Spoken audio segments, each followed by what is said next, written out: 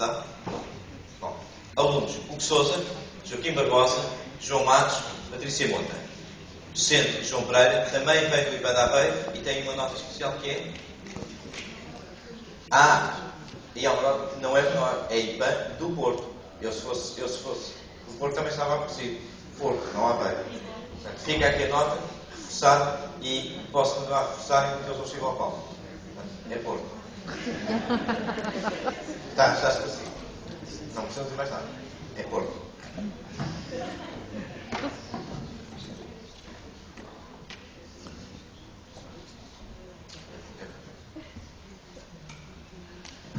Bom dia a todos os presentes. Somos 4 alunos do terceiro ano do Instituto Português de Marketing na licenciatura de Ciências de Consumo. Obrigado pela oportunidade que nos estão a dar. Este foi um trabalho desenvolvido para a disciplina de Personal Finance do segundo ano, lecionado pelo professor João Pereira. Em primeiro lugar, o nosso trabalho visava conhecer a importância da literacia financeira e os impactos da mesma na gestão financeira pessoal a longo prazo, como seja o caso da reforma.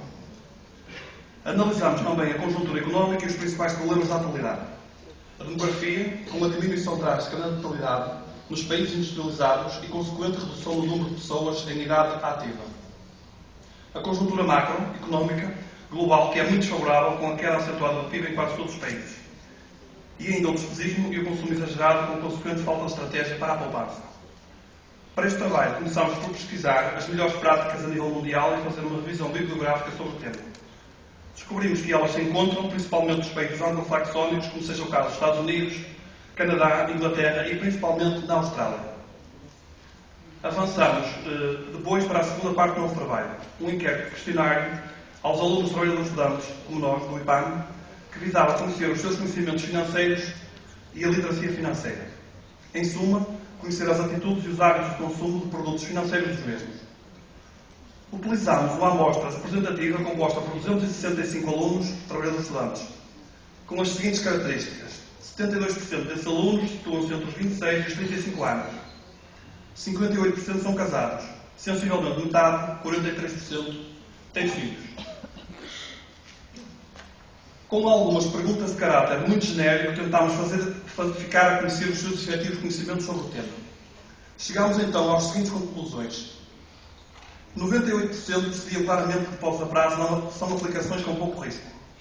91% afirmaram distinguir claramente a diferença entre juros simples e juros compostos. 81% sabem o que são obrigações. Sinal dos tempos. Nunca se falou tanto deste tipo de aplicações como nos últimos anos. Quanto aos hábitos de poupança, demonstraram os seguintes conhecimentos. 75% afirmaram fazer poupanças sempre que podem. No entanto, 87% afirmam que as utilizam sempre que necessário. 91% aplicam as poupanças em depósitos a prazo. Com esse inquérito, chegamos às seguintes conclusões. Grande parte da amostra demonstra um bom conhecimento dos conceitos básicos. No entanto, em conceitos mais complexos, o resultado piora. Constatamos que existe um afastamento claro entre os agentes financeiros e a população em geral.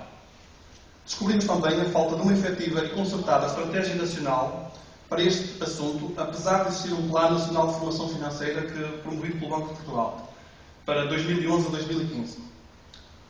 Todos os técnicos afirmam a iminente ruptura do sistema contributivo e a impossibilidade do mesmo garantir a totalidade das reformas futuras.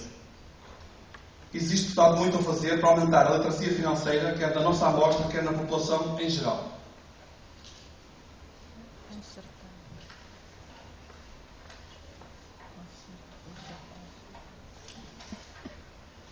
Deixamos então aqui as nossas sugestões para o que entendemos deve ser feito sobre este tema.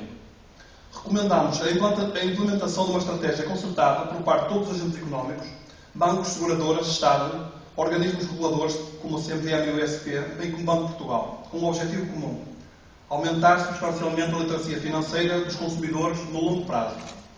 Esta estratégia deve começar desde cedo nas escolas, desde o primeiro ciclo até às universidades.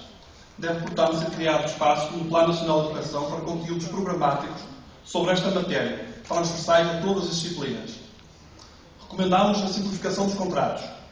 Assistimos nos últimos tempos, com vista ao aumento da defesa do consumidor, a uma regulamentação excessiva nesta área. Mais do que regulamentar, deve ser exigido por quem supervisiona que os distribuidores de produtos financeiros falem em linguagem mais acessível ao consumidor comum.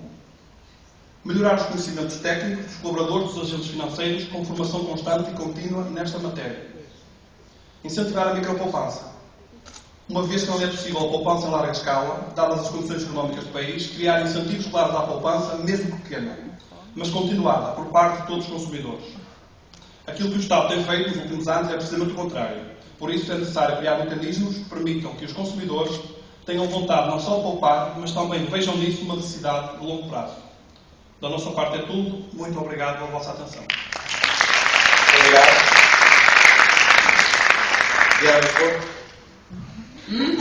Guilherme Porto.